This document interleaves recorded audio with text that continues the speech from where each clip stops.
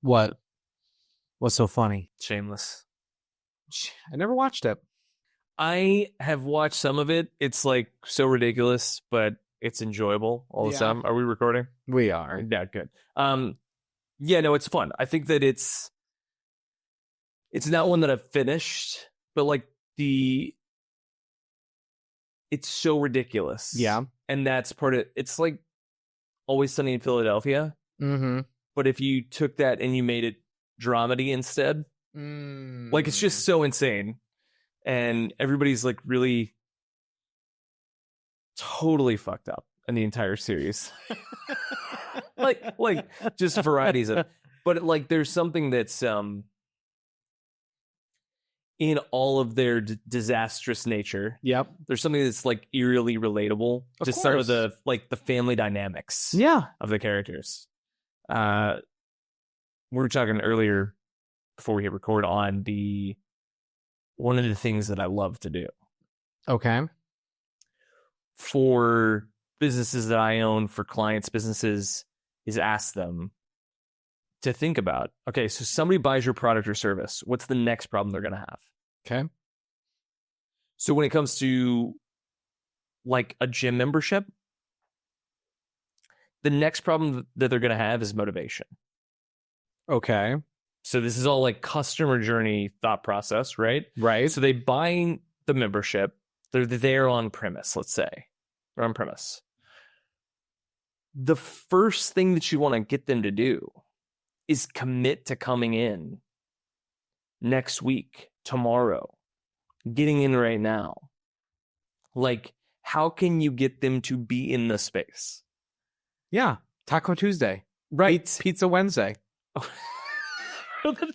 Yeah. Smoothie Sunday. You got to keep them coming in. So you got to equally fatten them. That's right. Yeah. You got to keep the problem going.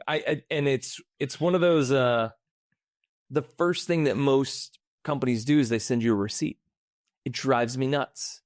Like, I just made a purchase that I'm not sure about.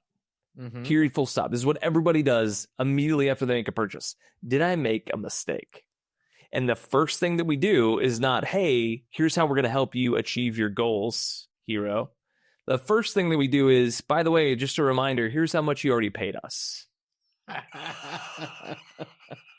Like, it's an insane move. Yeah. And I think whenever we think about, people, when they come to us for advertising services or for SEO, I immediately start to think, what's the next problem that they're going to have? Mm-hmm.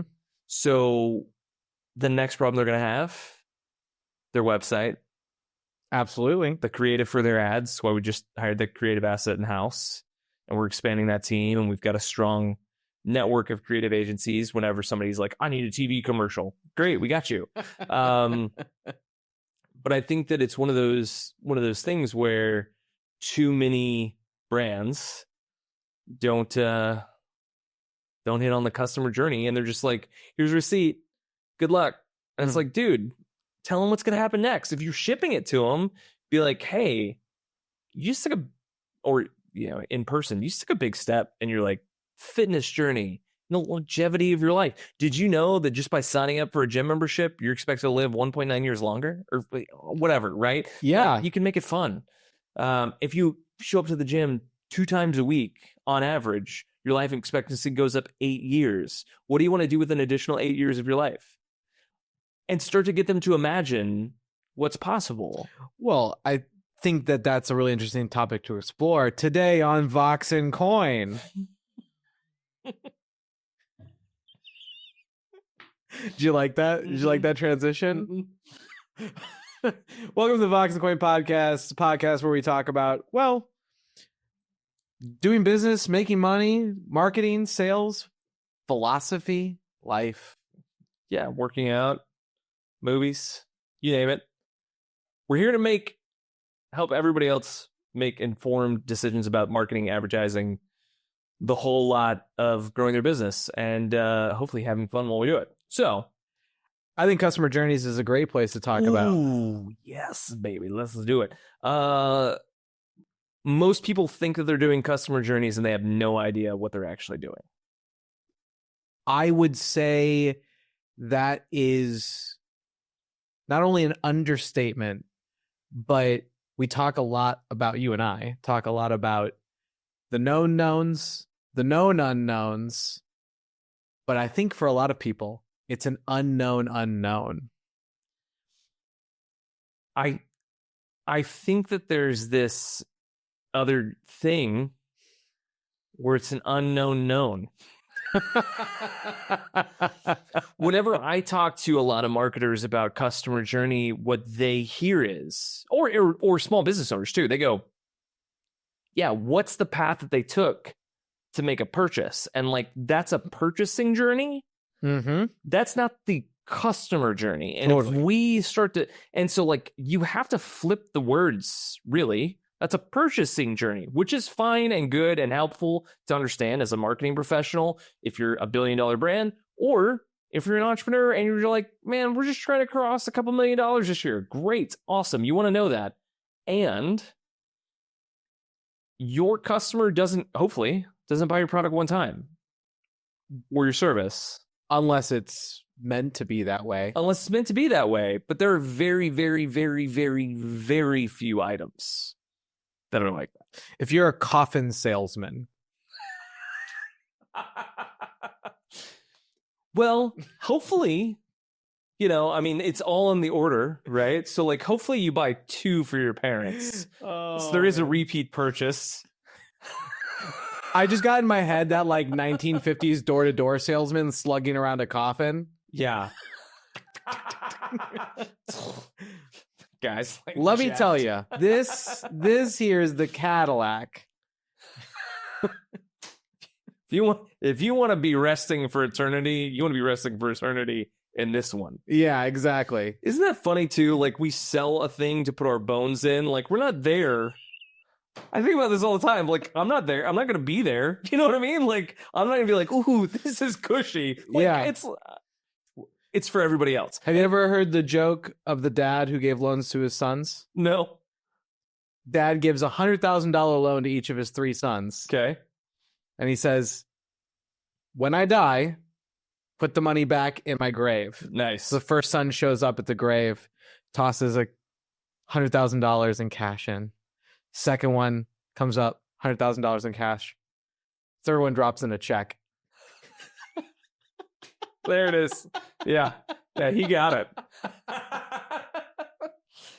Yeah, if I would have been the third son, I would have taken the money out and then written a check for the full 300. Just be like, I got it, guys. I got it, guys. In fact, I'm going to put a little premium on top. I feel bad about it. Yeah, pay a little interest too. When it comes to customer journey, one of the things that, and I've had some great conversations with people about this. One of the things that most people mess up is that first next step. So you get a purchase, or you get even an inquiry about, I'm interested in your services. It's a lead gen. And the first thing they do is they go, here's the price, here's what you paid. And it's like, really the first step is you have to acknowledge that they took a step that's meaningful. If it's a personal step, right? Like, if you buy a computer, doesn't have to be from Apple. Not everybody can be perfect, but but if you buy, I know this is how we have fun.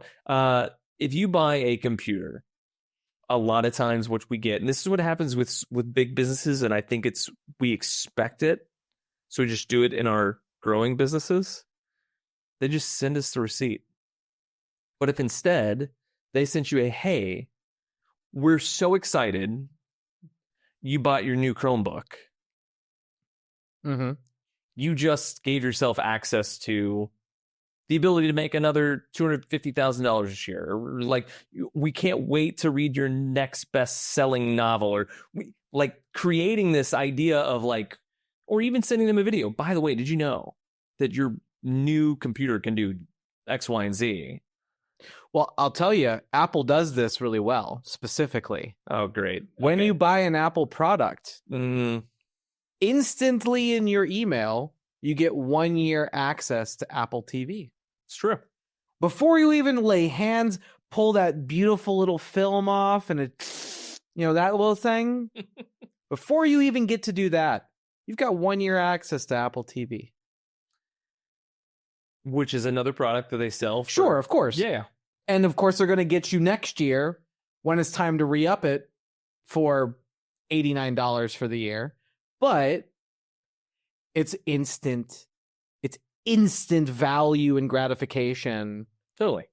towards that purchase. Oh, you just bought a new iPad? Perfect. Yeah. Watch Ted Lasso. Mm-hmm. Which, good move, right? I mean, absolutely. So there's the acknowledgement. Then there's like this spot where we all get into where yet again we start to ask, what's the next problem? And what's really the goal here? The next problem that they're going to have, you get the computer, you've set it up. Mm-hmm. So making the setup as simple, and to your point about Apple, I'm being sincere. Does Android do this? Like, does it play well? Can you sign in to like your Google Play account in multiple spots and all of your stuff auto-populates everywhere? Absolutely. Great. I figured that they did. They're usually ahead of Apple on things like this, but double checking because I haven't had anything other than an Apple device in a long time. It's unfortunate for you. Listen, I love my Colt. I give to it regularly. That's some nice Kool-Aid you got in. Yeah, it's good. I think that one of the things that's great about that is they're making that next step easy. And for so many businesses, they don't make the next step easy, right? So like I bought this band for my Apple Watch. See, really am in the Colt. And the only complaints that I have about it is that they don't make utilizing the whole point of the band as easy as I'd like it to be. So it's like tracking bio stuff, right? Mm-hmm. And it's like on top of normal Apple Watch bio feedback sort of thing. And so I want it to be easier than it is. They're trying to make it easier with different apps, like ways that it works and whatever, and like video feedback and questionnaire feedback, and oh, that didn't work, try this sort of thing. The challenge is, and you can read this in the reviews, people get frustrated with it. And I think that it's a product design flaw. And also, like, there are different ways you could communicate how to get an effective reading by using this device. They would probably make it a lot easier and people would get less frustrated. They'd send it back less. You'd have fewer returns. You'd have more people that were engaging and sharing about the product, right? So when you think about the customer journey for you and like you're thinking about, okay, we're going to acknowledge them, we're going to make it easy. I think about the ways that we do SEO and like people just get started. They basically sign the agreement, they fill out the Stripe payment, and then we kind of take it from there.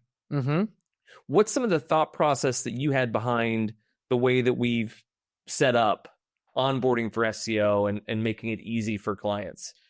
So dialing into like a services agreement, especially with SEO.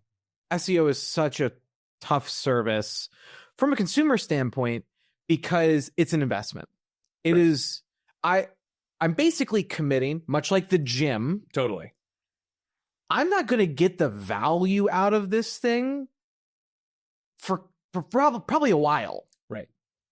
And so how do we approach making them comfortable in that choice, making them like that choice? So one of the ways that we do that is we have a killer onboarding experience. So after they've, swiped that card and they're committed, we have a individual on our team whose only job is to take them from I swipe my card to here's your first pieces of content, here's your first report, here's your first experience, and set that groundwork in a way that the customer builds confidence in their purchase immediately. Yeah. Because they know that from instant number one, not only is there a person holding my hand, but that person is so dedicated and specific to this small little piece of the pie that the whole rest of the process must be that way. And it is, but we have to set that up immediately. One of the ways that I think this is really easily visible is when you're at a restaurant, specifically a restaurant you've never been to, and you put your order in, and the waiter says, "Great choice." Yep. There is something so like, yes, I picked the right thing. It doesn't matter. The waiter could say it to every single item. Ooh, I love that one. Yep. And but it gears you up for the success of your choice. 100%. And we have to just, even something as small as that, if you can create, and this is the word that some other marketers have coined, if you can create delight. Yeah. In the barest of moments, and as soon as you can after the commitment, it's going to turn that decision into one of struggle and concern into one of joy and confidence. Yeah. Yeah. And there's a point in every product or service journey that there's going to be something that is challenging about that product or service. It's going to happen. You can do like you and I think about this all the time. How can we make it so that there aren't those things? Right. And like one of the things that you and I both say about marketing, SEO, advertise, doesn't matter. We're like, hey, just so you know, at some point, your organic traffic's going to take a nosedive. It's going to go up, up, up, up, and then it's going to fall off. And you're going to go, what happened? You guys aren't working. And it's like, actually, no. What that means is, more than likely, Google made a big change in their search algorithm, and it's jacking stuff up. Same thing happens in ads, where like all of a sudden, I know that there's some professional marketers that watch this, there's some entrepreneurs.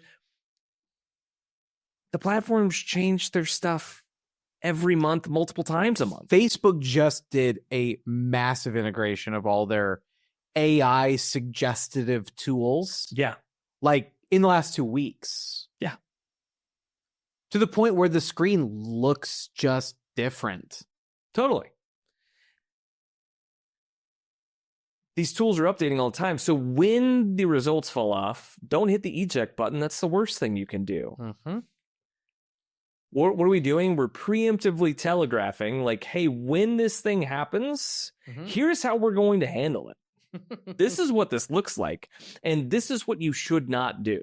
Mm-hmm. And the thing that does, too, when you hit that with a product, when you hit that with a service, is that when you experience the pain, that you're like, oh, I didn't want to do that. I didn't want to feel this way.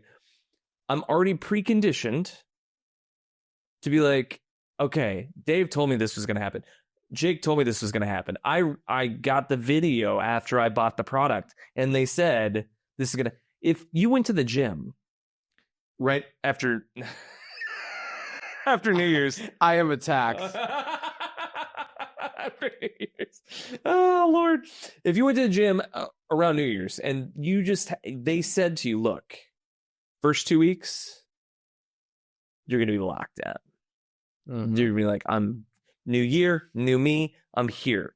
Let me tell you what happens in week 3. People stop showing up. Mm-hmm. So here's what I want from you, talking to a customer out there. I want you to give me your phone number. I'm going to text you personally. I'm going to be your personal trainer, because what we figured out here at, Gym XYZ is that if you make it through the middle of February, you will stick at it.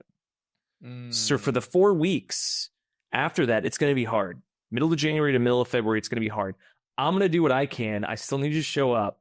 I'm going to call you. I'm going to send you messages. I'm going to be goofy in memes, and I'm going to do all sorts of things. I'm telling you, that 4-week time period is going to be the hardest part of the year. Mm-hmm. And if we can get through that and we can stay consistent 2 times a week, 3 times a week, you will keep doing it for the next 10 months. But if you don't push through that time period, you're not going to come back. I won't see you again until March or until April, right? And it's like, oh, damn. Okay. So just telling people, hey, this is the problem you're going to have, whether it's a you problem, a product problem, whatever.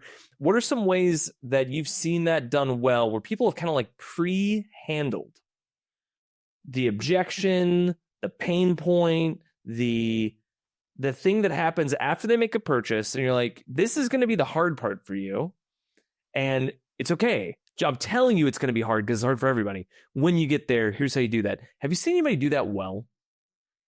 Outside of yourself, of course. Done silence is very reassuring. Yeah, I do have an example. I worked for a very long time with a lot of landscape design build contractors. And one of the most popular products that they would install is brick pavers. You know, brick pavers, everyone does, right? You know, you roll a cart across it and you're like, I wish this was just concrete, but it looks nice. So there's an issue with brick pavers that every 5 to 8 years, depending on your weather, they lose their sealant coating. Okay.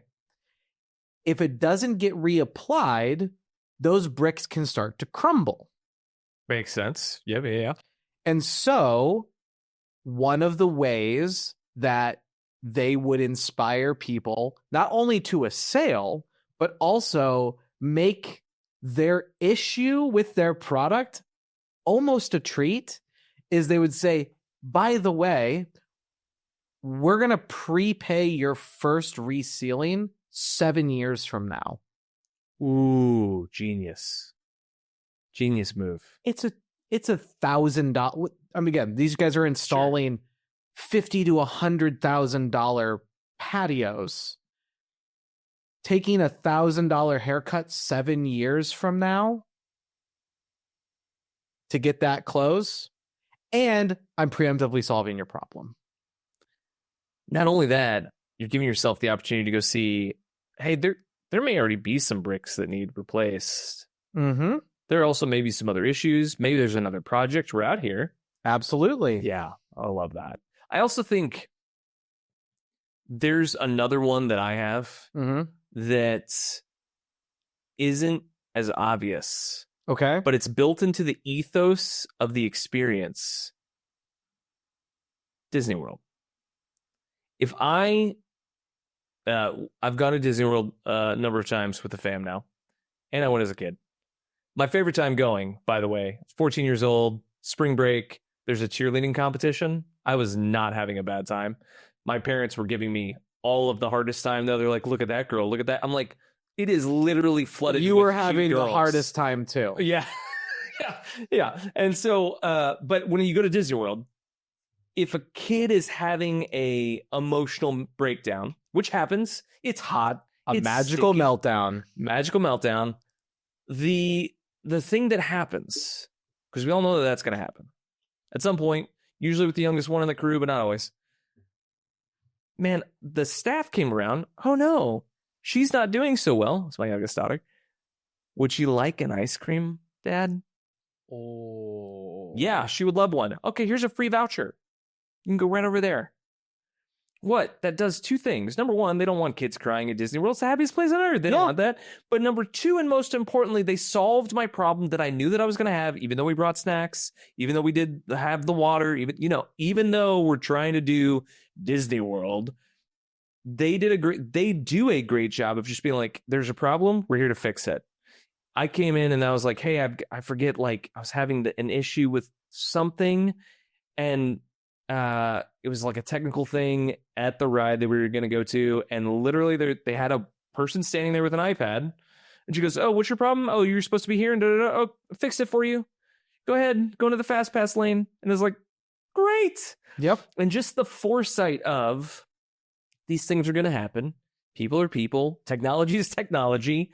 It's not always going to work all the time. We're just going to create a culture that when you see a guest who's not having the ideal situation time, here's how we're going to handle it. Mm-hmm. And I think that if you could start to build that culture into how you communicate via email, when somebody makes a product purchase, when someone reaches out to your support team, when you're talking to people on social media. Like I've got a buddy who runs the social media response team for Southwest Airlines. Bananas job. Like insanity. He's a very good friend, somebody who I love dearly, dearly. And he and I like share offline war stories. It's wild. Some of the stuff that they do, and they try and preempt so much of it. And sometimes people are just, they want to be upset. You know what I mean? But I think there are ways that you can build it into the culture, whether you're a big brand or a small brand, just be like, this is the challenge that you're going to have. So like a chocolate company that we work with, they're like, look, we make all organic, non-preservative chocolates. They send out emails. Hey, it's coming in refrigerated packaging. As soon as you get it, put it in your fridge, because it will go bad in like 10 days. If you don't put it in cold storage. Yep. And it will go bad after a month, even when you do refrigerate it, because it's real food. And so some people would be like annoyed, but there's a way that you spin that. You go, no, everybody else has fake food. Right. And we're actually selling you something that's real.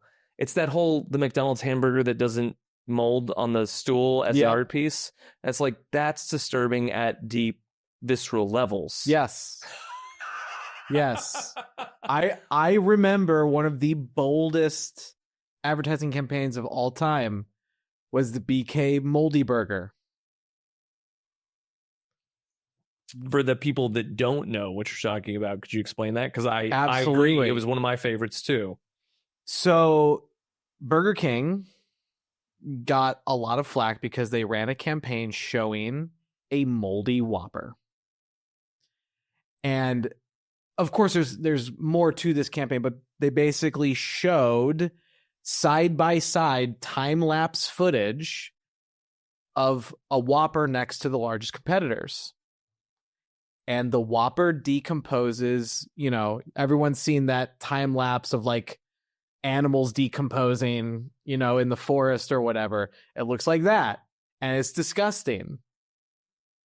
But real things decompose. That's right. Yep. And so it was bold. It was big. It probably didn't land as strongly as they were hoping. Sure. But it was still an effective campaign at shedding light on the system. Right.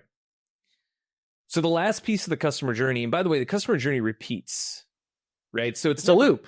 Yeah, you're never done. Like you think about this with like a romantic partner. You never like, well, we did the thing and now we don't have to do it again. It's like, no, like you and I have been married for a while now. You have to keep dating your spouse. Like you're like, man, we gotta like, we're taking a trip. You took a trip with your spouse a couple months ago. Like it's part of the game. It's part of the gig is like being thoughtful about how can we recreate the connection over and over again. So that kind of that last step before you repeat the process again is re-enrolling them in the original vision. Why did they buy the product originally? Oh, I bought the chocolate because I wanted a healthy alternative that was higher end. I wanted to have a little moment for myself that wasn't crappy kids' Halloween chocolate, right? As an example. I joined the gym I joined the gym because I want to be in better shape. I want to look good for the summer. It's February. Great. Let's re-enroll you in that vision. Remember, you came here because you want to have six-pack abs and be super hot and cut. So you feel great. Let's get there. Don't stop. Same idea when it comes to investing in SEO and digital ads. It's like you came here because you want to get something more out of what you're currently doing. And your previous provider couldn't provide it for you. And we're doing a good job. Remember why you came. And then you start that sucker back over again. But that's true no matter what you're doing and where you're at. Have you seen the re-enrollment thing be done well before by a brand where they're like, hey, remember, this is why you came here. This is why you bought this. This is where you're aiming for. Because I've rarely seen it done well, if at all. I mean, I think some types of products and brands lean into that better than others. Such as? I think, fashion brands. I'm not wearing one today, but there's a brand called Roosevelt's where I buy a lot of shirts from. And they're quality shirts. And every time I put one on, I'm reminded that I should probably buy some more of them. Yeah. But also, I probably get an email a day from them. See, to me, that feels excessive. I feel like you're abusing me if I'm getting too many emails. But they're all new things. They constantly have a changing catalog. Okay. They don't want me to miss something. Are they doing limited runs? Is that part of the game? It's part of the See, that changes the conversation, too. Exactly. So there's some things that lean better into that. But I also think, one group that has all the capability in the world to upsell, resell, have a great brand experience, and I've never seen a single one take advantage of it, is dentists. Say more. Have you ever had a good dentist experience? Define good. I mean, like I'm whenever I go to the dentist, they give me crap. Because I'll just be honest, your boy doesn't floss that often, bro. Like, if at all. I floss when I need to. You know what I mean? Not because I do it daily. And they always give me grief about that. So I get a verbal spanking. This is to your point, probably. I get a verbal spanking. Then I go from getting the verbal spanking to having them pick at my teeth with a metal pick. It's cool. It's great. And then you always, every now and again, you get the tack that like misses a little bit, and they're not meaning to. It's not, and they feel bad, but you bleed like crazy because it's your head, it's your mouth, right? So you're like, and you don't look good. It's not attractive. No one's like, hey, you've got the sucker thing, and they're like, ooh, let's go on a date. That's never a thing. So you're not attractive in the chair. You've had your gums picked at a little bit by accident. It's not a great experience. They tell you that you need to do something that you haven't been doing, more than likely. They always look at me and they're like, you didn't floss, but how do you not have any cavities? And I'm like, because I'm not your money maker. They're like, that's amazing. I'm like, yeah, suck it, Trebek. And then I go to the counter after I get done with having this horrible experience. And they go, by the way, here's how much you owe us. When would you like to schedule for next time? And I'm like, why the hell would I want to come back to you? Okay, so Dennis, how would you do that horrific experience better? Well, first of all, you need to support people. I am blessed with a dentist that is both caring and not a forcing dent. They don't force anything on you. It's suggestive dentistry. And the cool thing that they do that I think more dentists could take advantage of is, yeah, sure, you have to go in for your 6-month cleanings, right? And that's almost like, I have to do that, right? Yes. Obligation. I have to do that. But they throw things in the midst of that. For example, this is so silly, but I thought it was a cool touch. The dentist's office did a kids game day.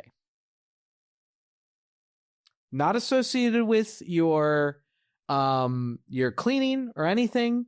It was an email that went out and said, hey, we're doing a kids game day. Kids like to go out and do stupid things. We're going to provide. So they had this micro carnival there, and they brought on a couple of like cosmetic services that people are interested in, things that they want from a dentist, right? Like an Invisalign or teeth whitening. Yeah. Right? And they kind of did this little like fair thing outside of the regular norm. And it was like, yeah, I'm going to go back in for my 6 month, but I have a totally different view on my dentist now. Yeah, right. Like I kind of like want to go in and be like, remember when like my kid hit the last bucket or whatever? Yeah, that's great. Whatever. But at least it's something different. Yeah. And I remember that dentist fondly. and it reduces that dread of the next situation. Right. And so sometimes all you can do is mitigate. Right. You know, I had a HVAC client that they came up with this super clever idea. The HVAC client just also happened to be into cars. Nice. And so with a check-in, right? Because you're paying $140 for him to come out and stare at something for 10 minutes. Sure. He would change your car filter for you for free. Awesome. So he'd keep your car type on record, and he would pick up filters from AutoZone on the way to your Amazing. place. He'd change your car filter. He's like, if you're going to have good air in your home, you should have good air in your car. I love it. Who changes their car air filter on a regular basis? Nobody. It's delight. Right. That's it. It's delight. And I do want to retract what I said because I've been thinking about it. I have never had a great dental experience. However, my kids have. So, but because I think that there's a different, when you talk about delight, like we seem to get it when we're thinking about kids' services. Oh my gosh, yes. Right? So like when my kids were really little and we took them in to get their first haircut, they had the freaking airplane, haircut chair. Yeah. And it was fun and it was cool. When they go to the dentist, they get to wear the cool glasses. They get a headset and they get to choose. Do I want to watch Bluey, Peppa Pig, like whatever? They get to pick a show with their headphones on and they get to watch the whole time. So then whenever they go to the dentist, they're not bummed. No. And they're not dictating when they go. Obviously, my wife and I are like, hey, this is when you're going. Da, da, da. But when they go, they're like, cool. I get to go watch TV on a Tuesday, which is a rare thing. Doesn't happen in our house. So they're pumped about it. There's some benefits to having scarcity. So I think that there is a possibility to have that good experience where you feel, but I think that the other thing too is the dentist for the kids never makes them feel small or like they're in trouble. He's always like, oh, you're losing your teeth. Good job. Hey, we found one cavity where you brush your teeth every day. You are great. Let me talk with mom and dad. And then it's a conversation with us about, hey, this is what I would do to help improve dental hygiene, whatever. And that feels different than, hey, come sit in a chair, try and talk to me. Like, it just feels different. Absolutely. And anything anywhere, this is outside of the customer journey. Companies, products, services that have more points of delight will always do better. Yeah. They'll always do better. I'll never forget one of my favorite talks by one of my favorite marketers, Rory Sutherland, talks about, and this is going to date him, when he was working with the team developing the Walkman. Ooh, I love the Walkman.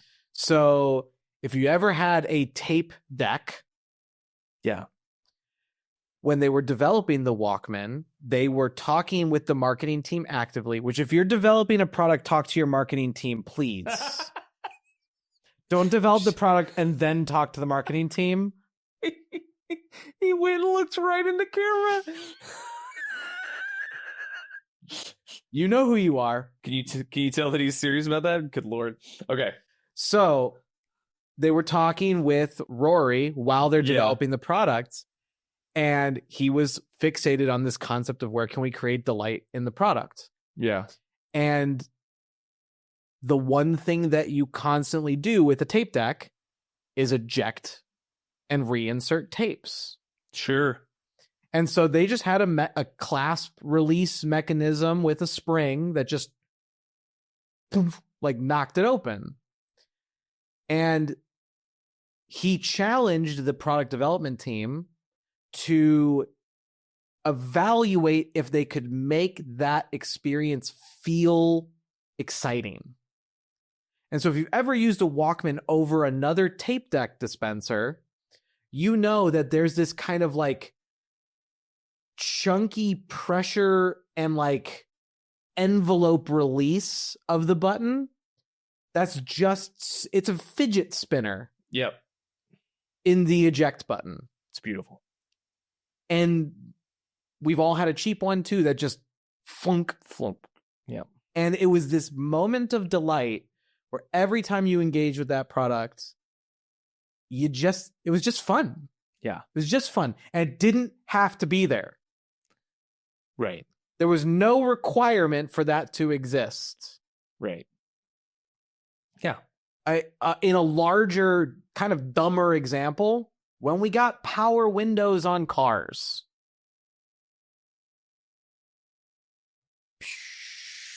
it just comes down. Sense of delight. Yeah, I also think that there's something to, you're talking about this in specific product design. I also think that this goes into like the packaging as well. Apple, come on. Come on. They do that better than anybody on the planet. And I rarely say that about any product or any service. The ability to just have whether you're opening up a MacBook, an iPad, an iPhone, doesn't matter. That moment where you're lifting up, but you can't do it fast. Nope. It's designed to go slow. And I love this marketing advertising principle that was coined back in the 50s or 60s. The medium is the message. And it's this feeling of the anticipation continues to rise the higher up you get, because you're going to get to see your device. You're brand new, pristine, in the package, the nice little plasticky thing on it. Everything's perfect. Right then and there. That is like the most pristine moment your device will ever, ever, ever have. And it feels like you're soaking in that moment. And I think it goes back to that childlike wonder that we used to have on Christmas morning or Hanukkah or whatever you celebrated, right, as a kid, where it's like, there's a gift. Yeah. There's a gift for me. And I'm staring at it for a month before I get to open it, or a few days or a few hours or whatever it is, right? However much time there was always like this, oh man. And what I try to explain to my kids now is I'm like, the delight is actually in the waiting for Christmas to show up. Looking at the presents, not knowing what you're going to get, picking them up and be like, oh, I think this is whatever. That is the actual gift. When you open it, it starts to have diminishing returns. Yeah. Well, and to bring this back full circle, if you've opened an Apple product, and there's other companies that do great packaging now too, but this is the most recognizable example. You set up the desire to buy your next Apple product. 100%. Now I want to open it. I want to, again, that cling film that you peel off, and there is something so gratifying. Yeah, and it's the freaking packaging, man. Like, but I think to your point about the Walkman story, it's just the release valve. Right. It's just like the engineers are thinking, and rightfully so too. They're like, does it work? Will it work on repeat? Can they get it out efficiently, the tape? Can they put it back in effectively? Does it work? And while that is like a really good thing, and I don't want to downplay that, there's also this element of, why is it that people get excited that they get a plaque from YouTube when they cross 1 million subscribers? It's less now. Is it? I'm sure it is. I think the bottom is like 10,000 now. We got to get on that list. I want to open that box. It's not just products, and it's not just packaging, though. Right. We use Monday.com. Yep. Not a promotion. Not a promotion, although they're really good. Although it's good. They, again, does the button work? Yes. But they added a feature where when you click a button that is a complete status, it sprays confetti onto the screen. What a novel idea. By the way, I used Monday when they were to Pulse. That's how long ago I used them. And so like in the first agency, we got to help them build out the product. That was super fun. Side note. But when that happens, and I have gotten feedback from my team that say that is their favorite feature of a very feature-rich product. Our bookkeeper, she tells me that she loves the ka-ching that QuickBooks makes whenever she completes a task. Like, she's like, I live for that. I love it. This goes back to one of your favorite topics, game theory. Like, it's all baked in the whole conversation here of like, yeah, I want to keep using of course I want to keep using the software. It gives me some dopamine satisfaction. I did a thing and it gave me confetti. It gave me the ka-ching. I made money. Yeah. To the point where now my team wants to build more things they can check off so they can get more confetti. Hilarious. So, Jake, whenever we think about the customer journey, just kind of like final thoughts on this, man. Somebody's like, okay, I've never really thought about this in a meaningful way. I've just sent the receipt, or, you know, we send them some basic instructions, but I don't know what to do after that. I just keep trying to sell them the next thing.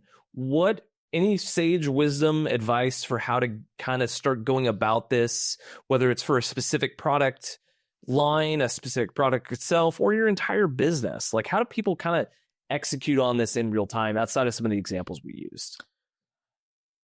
Two things I would look at immediately. The first thing is I would look at the boring parts of your process. Things that no one's ever commented on. And I would say, how can I do something that would make someone comment on this step positively? No matter how inane, unnecessary, silly it might be, think about that. Think about that process. For example, quick one. This is a silly one. Chuck E. Cheese. When you got the tickets coming out, that's exciting. But they revamped all their machines to make a ticket ejection sound effect. So now you not only hear your tickets, but you hear people winning tickets around you, and that makes you want to stick more coins in the machines to keep getting that sound effect, because you can hear other people winning and you're not winning. Yep. It's a boring experience. I already won the tickets. I'm waiting on those things to come out. Yep. But it's that little touch of taking the boring to the exciting, or taking the painful and finding a way to either mitigate that pain or even make it a pleasure. Right. I think a great example of that process is the Chrome Dino game. Oh my God, it's one of my favorites. That's so good. So if you don't know what the Chrome Dino game is, in Google Chrome, if you hit a page that doesn't load, a little dinosaur pops up. And most people don't know about this little Easter egg. It's actually a tiny little video game. You can even play it when you're not online. It's true. It's true. Because it loads when a page doesn't load. So if you're not online, you just go to any web page, it'll load up the little dino. And it's just a game where the dino runs and you jump over stuff. Yep. But it's this little moment that takes a misery, my page didn't load, and gives you something to do with it. Is that why Chrome is the biggest browser on the planet? No. But it's a touch. Yeah, it matters. It matters. I think for me, the last thing that I would say is on this topic, like, I just love to ask, okay, so they bought your product, they bought your service. Now what hurts? They bought the product or service because they had some pain, they had some discomfort, they expected some joy out of this. What's the thing that's next? Sometimes the next thing is you have to wait for your dadgum product to show up. Yep. So what can you do in the in-between that would bring them delight? Mm-hmm. That would help them use the product? If there's a gap in your service, what can you do to help them appreciate the moment of what we're doing? And so if you start to ask that question of, like, they bought this, whatever it is, now what sucks? that really leads to some interesting answers and some interesting ideas for what's possible.